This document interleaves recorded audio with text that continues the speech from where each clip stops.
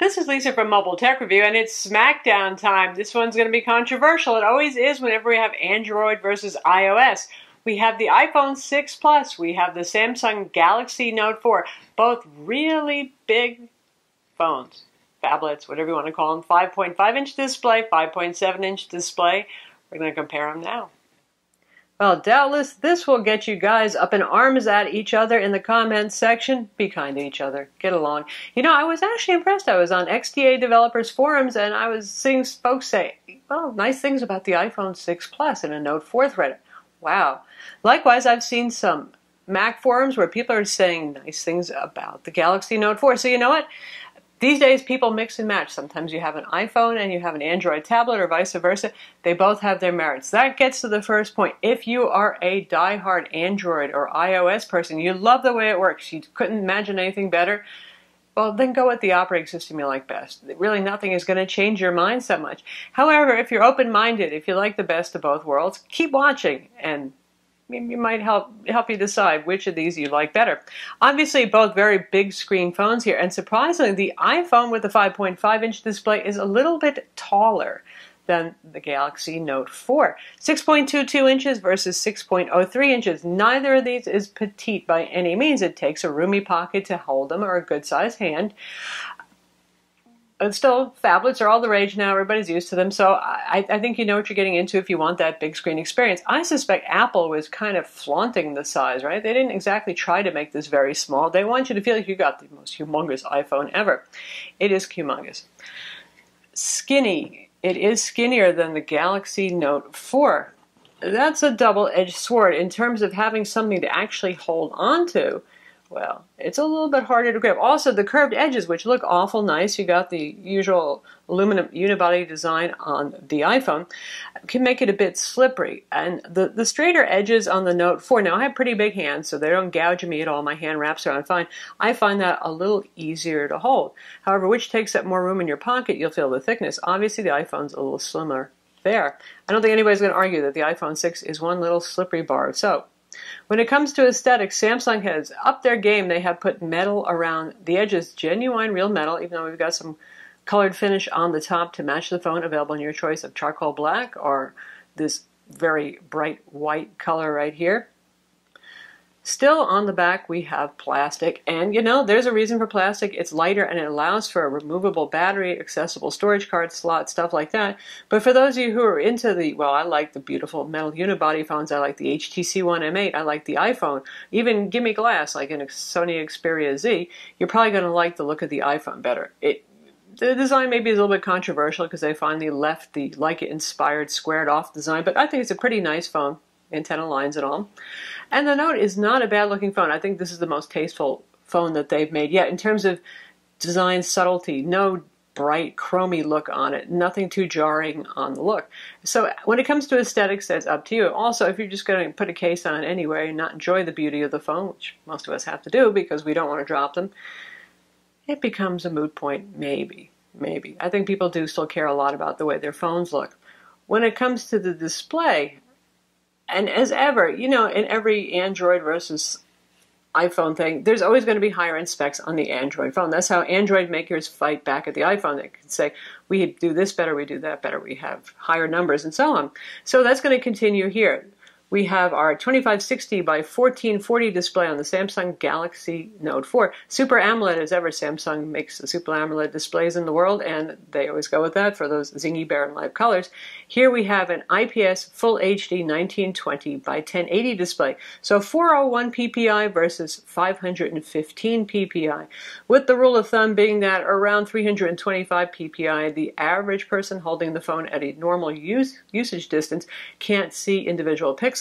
When you're getting into the 400s and above, it's really a moot point. I don't care how awesome your eyes are. You're going to have to start whipping out a microscope to see the difference. Also, with Super AMOLED displays, they have fewer subpixels, just the way the technology works. So to achieve that neurotic level of sharpness, so when you're looking at text so you don't see any color fringing, they really need to increase the PPI a bit on a Super AMOLED display. Now, in terms of viewing angles, they're both quite good. It's always hard to tell on a video camera, but they really are quite good, and there's not much color shift. brightness shift is about all you're going to see. Still very usable.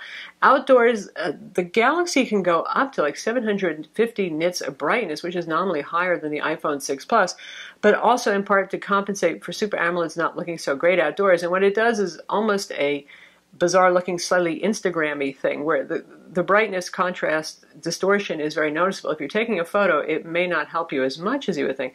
The iPhone just is quite viewable outdoors. It's easier in sunlight to take a picture outside with an iPhone still. But this is Samsung's best job yet of making it outdoor viewable, and certainly for everyday use when you're navigating your UI, looking at icons, looking to see should you answer that call or not, it does the job just fine. With Super AMOLED, you're going to get those better-than-life colors. This is Samsung's best color accuracy display. The delta E from absolute correct calibration is very good this time around. So we don't have a distortion where it's particularly amping the blues or the greens or anything like that. So it's very nice. You get those really great blacks, very good contrast, amazing contrast. But the iPhone has very good color accuracy, complete sRGB coverage. It's bright, it's clear, it's crisp. Both of these are very pleasant displays. It's really going to come down to what do you like better? Do you like Super AMOLED or do you like the IPS look? It's really, up to you in that case as to which you prefer. The sharpness and clarity. For example, I like reading the best on an IPS display. I like watching movies and getting those better-than-life colors on a Super AMOLED display. For those of you who like to have swappable batteries, Samsung is always the champion of that. And yes, this back peels off, and you watch our full review of it, you can see that. Reveals a 3220 milliamp hour battery that's in there. You can pop it out, put in another one, micro SD card slot, and micro SIM card slot in there. So for those of you who like to be able to swap batteries, good times right here with the Note. As ever with the iPhone, sealed inside, no expandable storage. If you want to extend run times, there are Lightning port USB battery packs that you can use to charge this guy up externally. So no swapping the battery inside, but you can carry an external battery. While we're looking at the back, there's the camera, 8 megapixel right there, the two-tone flash, and on our Galaxy Note, we have a 16 megapixel, double the pixels. As we've learned from looking at a whole lot of just straight-on cameras in our camera reviews and camera phones, pixels, number of megapixels, aren't everything. They help, though, if you want to do really big enlargements. If you're looking at print, you want to do an 8 by 10, I'd always go for the more megapixels. Apple has always does a crazy good job with their cameras. It's just insane. Given the fact that there's very few manual controls, it just snaps very reliable, high-quality shots. Samsung has a very good automatic mode, too, and they have lots of other modes. So for those of you who like to play around with modes and effects and all that sort of thing, Samsung's fun. It has a lot of manual controls as well. You don't really have to use them, which is a good thing. Now, they're a dead heat. Outdoors, taking pictures in good light, these both take really nice photos. Both have optical image stabilization, helps because it's a big phone, so when you do things just like tap the screen to take a picture, you're barn dooring it, you're moving a little bit, so that can help with it. When it comes to low light, Apple does better. I'm talking to your living room at night with just a couple of incandescent light bulbs on, not even a bar, which is super duper dark or something like that. It just takes more detailed pictures, better color, less noise. Samsung has improved their game over the Galaxy S5, which did things like, oh my God, hold the camera still, wait, we're taking the picture. Not so much here anymore, but still it doesn't fare as well in low light. When it comes to the front cameras, 3.7 megapixel camera on the Samsung Galaxy Note 4 versus 1.2 megapixels on the iPhone. In this case, the megapixels do help because we're talking about so few megapixels that that's a huge percentage increase right there. And as a selfie camera, if you're into that, given the selfie features that are on the Samsung and the higher quality camera, it's better.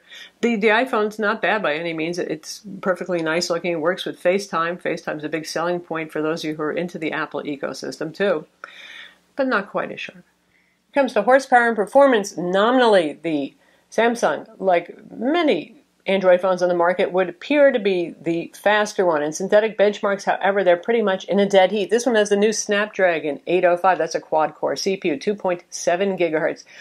Only a little bit faster than the Snapdragon 801 that's used in other Android flagships that are a bit older than that. 3 gigs of RAM. Now, to be fair, Samsung always has a little more RAM because they have a very heavy UI overlay with TouchWiz and a lot of add-ons to the experience right there, so they need the extra RAM. iOS is very optimized, as ever, very quick. 1 gig of RAM works just fine on benchmarks. Like I said, 3D and computational, you're looking at pretty much the same thing. As to which feels faster,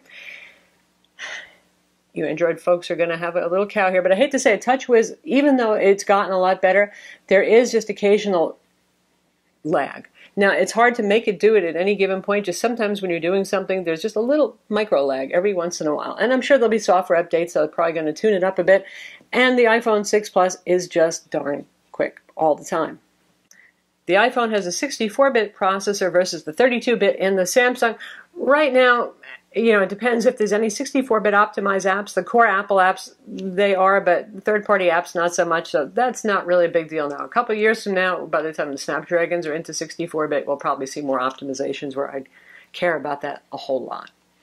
Both of these have fingerprint sensors. Now, everybody says how great the Apple fingerprint sensor is, and honestly, it pretty well does just work. Just put your finger there, rest it on, there it is.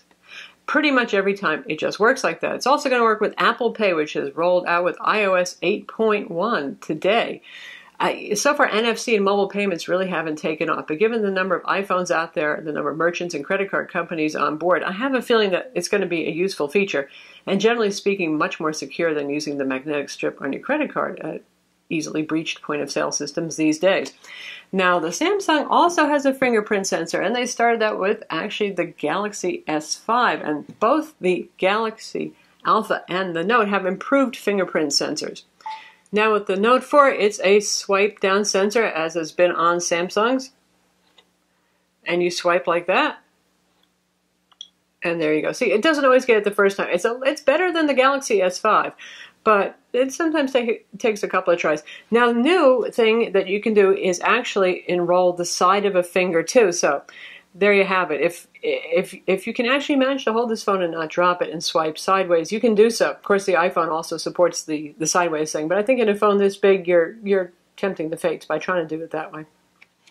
When it comes to phablet features, Samsung's on their 4th generation of Note, so they really, really have a lot of cool features down. So tap that, comes up as a window mode. Now you can still do the split screen mode if you want. So this is kind of like multitasking on your computer. I think a lot of people are going to like that. Tap on that. I have another floating window. I can move it around with the pen. I can resize these things. So that's something that I think a lot of folks can relate to right away. It works like it does on their computer. There's enough screen real estate here that you can actually, potentially make use of that. You can maximize something just by dragging it up and keep the other floating window there. Pretty cool stuff right there. And then there's the S Pen itself. So for those of you who really like this active digital pen based on Wacom technology, very precise for writing, much better than a capacitive stylus. You can put your hand on the screen when you write. It won't vector, it won't pick up your hand input. Good for art, nice, accurate, all that sort of thing. If that appeals to you, then, well, obviously the Note 4 is pretty much the only game in town that has that feature. When it comes to phablet-oriented sort of applications, Apple has customized some of their apps. This is a Messages app right here, so you have a 2-pane view in landscape mode. That's about it right now. Now, the thing is with the Apple ecosystem, obviously, yes, it works in landscape too in the home screen, you never know what developers are going to come up with. They're a very creative bunch, and I bet a bunch of the applications are going to start making very good use of the screen real estate with split screen views and stuff like that. The CNN app already does that, for example, as well. So what this will be like 6 months from now is going to be very interesting. In terms of customizations that Apple has done specifically to be phablet-y, they haven't touched the OS as much as Samsung. It's the usual, keep it simple, keep it working like an iPhone. In the same vein that folks said an iPad was just a big iPhone at first. Of course, I don't think people even bother saying that anymore, but still, the UI is pretty much the same as it is on a smaller iPhone. And that can be a good thing if you like it simple and you like it consistent. But if you're a power user and you want to do that window multitasking, all that sort of thing, just like the customizable widgets on Android, putting different ROMs on there, although this guy is different. AT&T has a locked bootloader, a little bit harder to ROM on that. You get the idea.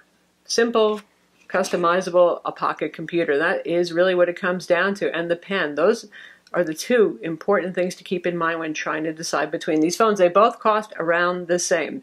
$299 starting price on contract in the U.S. and around $750 or so full retail, depending on your carrier, a little bit more, a little bit less. For the Galaxy, there's more price variation. It is set in stone for the iPhone 6 Plus.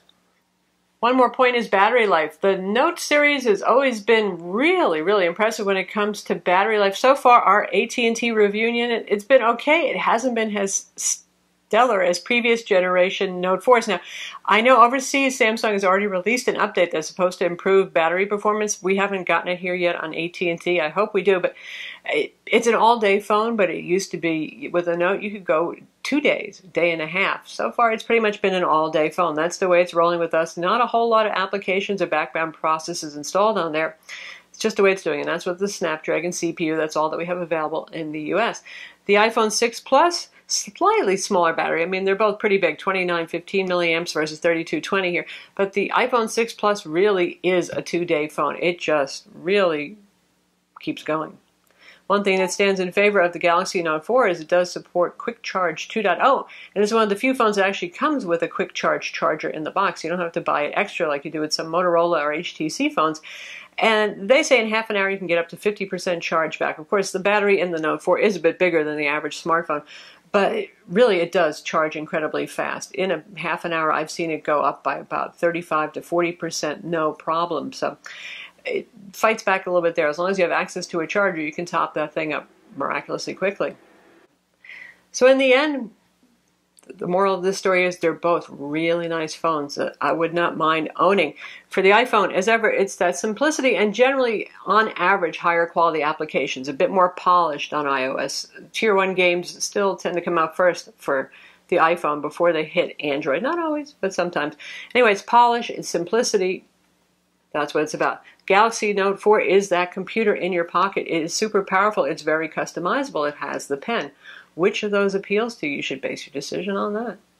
So that's the fabulous phablet, the Note 4 versus the first really big iPhone, the iPhone 6 Plus. And as ever, every year, and part of this really depends on whether you like Android or iOS better. Some of you have strong preferences, goodness only knows. Others of you are more open-minded, so you get the idea. Simplicity, ease of use as ever. That's the thing with the iPhone. Extensibility, customizability, that's the thing going for Android. And particularly for the Note 4, for those of you who use the pen, there really is nothing like it when it comes to that. I'm Lisa from Mobile Tech Review. Be sure to watch our reviews of each of these, read our written reviews, and hit that subscribe button.